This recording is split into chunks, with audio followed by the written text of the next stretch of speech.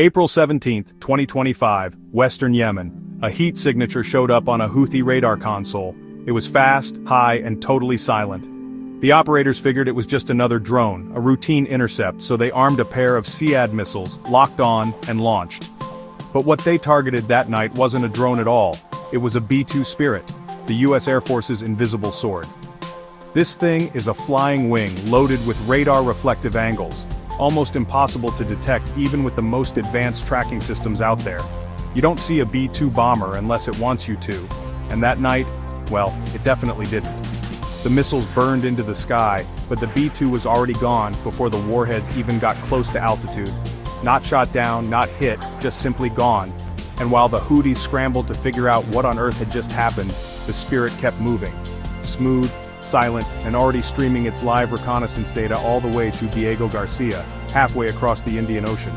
What the B-2 saw that night, and what it shared, would ignite a retaliation the world really wasn't ready for. So, this wasn't your standard strike package. This was not a drone swarming Ras Issa or a destroyer firing a warning shot.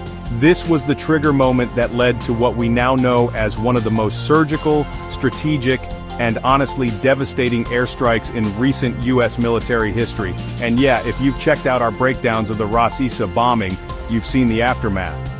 But this is where it all started. The moment the Houthis made the biggest mistake possible, they fired on the wrong aircraft. And the response? It wasn't just precise, it was personal. The second those SEAD missiles left their launch rails, the Houthi operators were already behind. They'd tracked the heat, locked in a trajectory, and just assumed they were targeting a US MQ-9 Reaper drone, which is a pretty common sight above Yemen's coastline. What they didn't know was that this wasn't some unmanned platform casually sweeping for radar spikes. This was a stealth bomber on an active mission, and it was watching them. Back in the air, flying at high altitude, cloaked in radar-absorbent materials and shaped to deflect electromagnetic waves, the B-2 Spirit had slipped into Red Sea airspace under total silence. Its radar cross-section was smaller than that of a bird, making it almost invisible to conventional detection systems. It wasn't just avoiding detection, it was built to be forgotten. But somehow, something pinged, a brief radar pulse, just enough to give the Houthis a shot, and they took it. From a hidden SAM site dug into a rocky hillside near Al Hudaydah, two surface-to-air missiles streaked into the night. The B-2's onboard threat receivers chirped, but barely. The pilot, already mid-mission, executed a defensive maneuver and deployed countermeasures. The bomber didn't need to dive or race away, it just let its stealth do what it was designed to do: disappear. The missiles lost their lock. No detonation, no contact, nothing. But the sensors on board the B-2 recorded everything: launch vectors, IR signatures, missile trajectories, and most importantly, the exact coordinates of the launch site. Back at Diego Garcia, the information streamed directly into a live mission channel. Within seconds, analysts flagged the origin point, mapped the terrain, and identified thermal signatures of more equipment nearby. What the bomber had just picked up wasn't an isolated threat, it was part of a mobile launch network. While the Houthis scrambled to reposition, the US Air Force had already built a full telemetry profile of the site. And here's where things really shifted. Normally, even an aircraft as advanced as a B-2 would finish its mission, upload the data after landing, and let ground command handle the next steps. But this night was different. The Spirit wasn't just on a recon pass, it was fully armed, loaded with GBU-57s, massive ordnance penetrators, and a suite of JDAMs optimized for hardened underground targets. Command didn't need hours to make a call, they already had one. The attack on the B-2 was seen as a direct act of aggression. The order: immediate retaliation. And retaliation from a B-2 doesn't come with any fanfare. There's no warning, no buildup, no sky full of tracers. It comes in silence, with precision, and with total surprise. At high altitude, masked by clouds and the curve of the Earth, the B-2 adjusted course, a new strike profile uploaded from command. The aircraft banked south just a few degrees, but that small move was enough to put its payload in perfect striking range of the Houthi site. While the rebels on the ground were still scanning the horizon, hoping for some visual confirmation of a kill, the Spirit locked in GPS coordinates and got ready to drop the first pair of JDAMs. Released without a sound, they fell, corrected mid-flight by gravity and guidance, and struck within 1 meter of their target, an equipment hub tucked behind a camouflaged bunker. The detonation was instant. Secondary explosions lit up the hillside. What used to be a launch point was now just a crater, but it didn't stop there. 2 more bombs followed, targeting what intelligence had flagged as a hardened underground shelter, probably housing command staff or munitions. The 5,000-pound penetrators did their job. From the moment the Houthis fired to the final explosion, less than 15 minutes had passed. 15 minutes from confident launch to absolute destruction. And the B-2? It was already gone, climbing westward, invisible, untouchable, mission complete. The B-2's presence over Yemen wasn't for show, it was sent for deep strike capability, the kind needed when surface-level bombing just wouldn't cut it. This isn't a frontline aircraft, it's a strategic lever, and once it moves, you know something big is coming. And yet, even in 2025, it still shocks adversaries because, even after decades of upgrades, countermeasures, and radar revolution, the Spirit still operates like a ghost.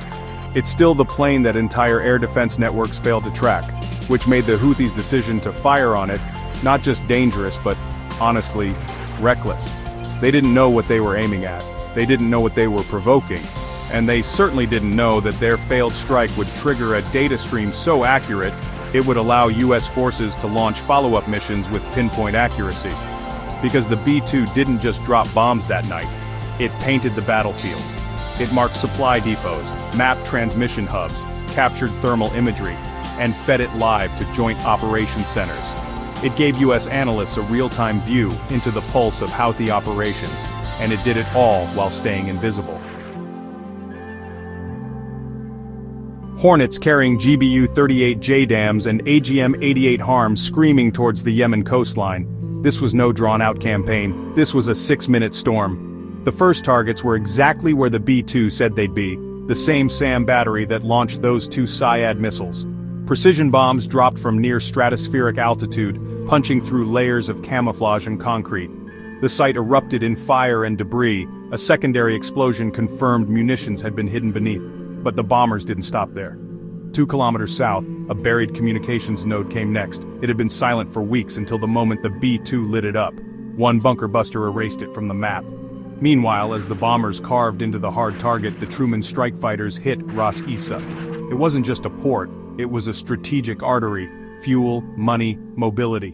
The Houthis had assumed that the US wouldn't touch it, too civilian, too high risk. They were wrong. At 0117 local time, the first Super Hornets flew low over the Red Sea, their radar signatures masked by growler jamming. They released a surgical load of JDAMs onto fuel tank clusters and underground tunnels. In under 30 seconds, multiple secondary blasts tore through the northern sector of the terminal. Thermal imagery showed hot zones igniting in sequence, a textbook chain reaction. By the time the second wave arrived, the terminal looked like a smoldering canyon of flame, but it didn't end there. Offshore, an Arleigh Burke-class destroyer opened its VLS cells. 2 Tomahawk cruise missiles shot skyward and arced low over the sea, their destination, Ras Isa's southern perimeter, where intel suggested a weapons transfer was underway inside a warehouse camouflaged as an oil storage depot. 1 missile struck the building directly, the other buried itself in a suspected tunnel entrance, collapsing the rock face above it. Total strike time, just under 6 minutes. Total targets hit, 17. And the Houthis? Scrambling. Radios went silent mid-transmission, radar sites powered down, infrared imaging showed vehicles fleeing inland, many without lights, some of their doors still open. No signs of coordinated response, no retaliation. Inside the Pentagon, mission logs came back. No collateral damage outside of the designated kill box, no US casualties, all primary objectives neutralized. And yet it wasn't the destruction that made the mission historic, it was what triggered it. Because a single mistake, firing at what they thought was just a slow-moving drone, had summoned the full fury of American stealth aviation, carrier-based firepower, and precision warfare doctrine. Not as revenge, but as policy. This wasn't about killing a launch site, it was about reminding everyone watching, from Iran to Moscow, that the US doesn't need to be provoked twice. The message was loud, clear, and delivered with steel. And for the Houthis, it came with a brutal realization. They didn't just fire on a bomber, they opened the door to something they couldn't contain. By sunrise, the smoke from Ras Isa was visible from space. Infrared satellites pulsed with heat signatures of what had once been a fuel terminal. Now it was a scar, blackened, broken, and still smoldering along the Red Sea coast. Inside Houthi territory, everything was quiet, too quiet. The moment Package Alpha ended, local radio traffic dropped to near zero. What little chatter remained was panicked, fragmented. Some units reported losing contact with Central Command, others never checked in again. Ground sensors picked up scattered figures fleeing on foot, abandoning convoys, but there was no public statement, no official declaration of retaliation, only silence and smoke. The Houthis knew what had happened. They just underestimated how fast the US would respond and how deeply it could strike without warning. For years, Ras Issa had stood as a strategic blind spot. Even during the height of the Saudi-led airstrikes, the terminal was left untouched. The decision to hit Ras Issa wasn't random. It wasn't just about fuel or revenge, it was about leverage. The terminal didn't just store oil, it powered logistics, funded drone production, and served as a nexus for encrypted communications across western Yemen. US intelligence had tracked its rise for months, building a case for its role not as infrastructure, but as a military node. The moment a B-2 came under fire, that designation changed from theory to target, and so did the rules. Within 24 hours of the strike, oil markets shifted. Defense analysts across the globe scrambled to interpret what had just happened. Had the US crossed a red line, or had the Houthis forced Washington's hand? On encrypted channels, internal Houthi messages reflected something deeper than panic.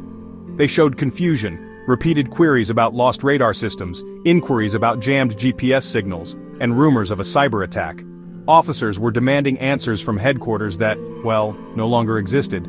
What they didn't realize was that the B-2's data package hadn't just enabled a retaliatory strike, it had collapsed an entire communication framework. Key relays were gone, command nodes severed, and mobile launch units fried before they could be relocated. It wasn't just fuel that burned at Ras Issa, it was tempo, rhythm, the sense that they were in control. And while the world waited for the US to issue a statement, none came. No press conference, no chest-pounding announcement, just footage. Satellite images of scorched earth, heat maps, before and after comparisons. And one simple truth, something had changed.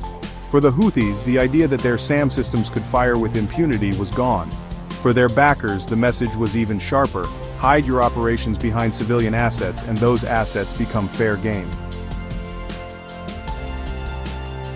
This wasn't just a response to provocation, it was a shift in doctrine.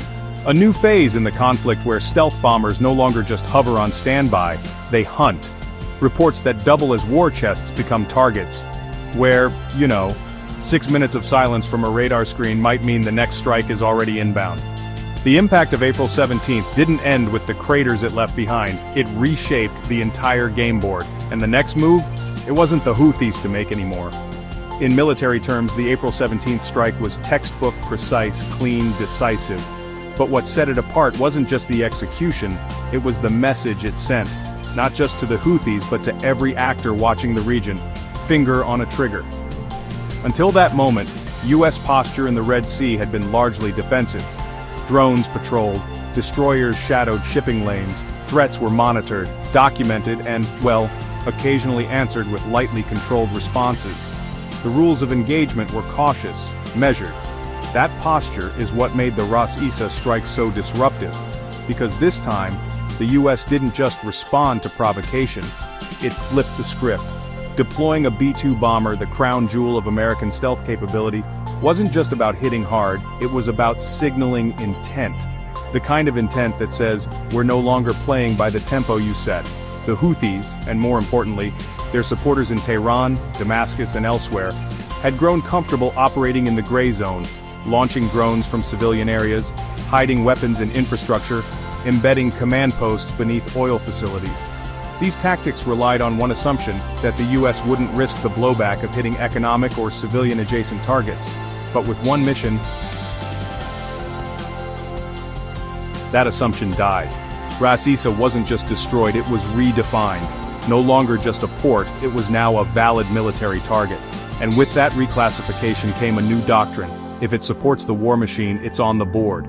For Washington, this wasn't escalation, it was clarification. The strike told allies, adversaries, and undecideds alike, stealth bombers are no longer reserved for wars. On paper, they're active, they're watching, And if provoked, they're authorized to engage, not in days or hours, but in minutes. The battlefield didn't just shift geographically, it shifted psychologically. And that's the real win, because wars aren't just fought with missiles and bombs. They're fought with confidence, with tempo, with control over who moves next. And after April 17th, the next move belongs to the one watching from above, silent, invisible, and already halfway home. The sky over Yemen is quiet again, but it's not peace, it's pause. After the smoke cleared from Ras Isa and the signals went dark, something fundamental had shifted. Not just in terrain or tactics, but in tone. The United States had made it clear, the rules are different now.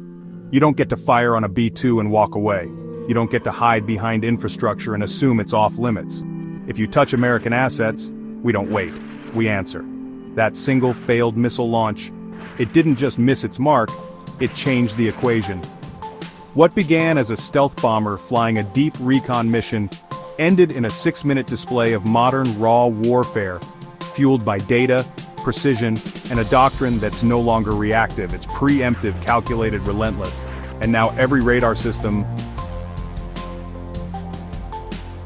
that pings too long, every convoy that strays too far, every antenna that rises where it shouldn't, those things come with a new level of risk, not just of being watched, but of being wiped out before anyone even knows what hit them.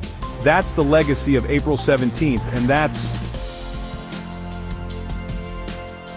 why this story mattered. Let us know in the comments.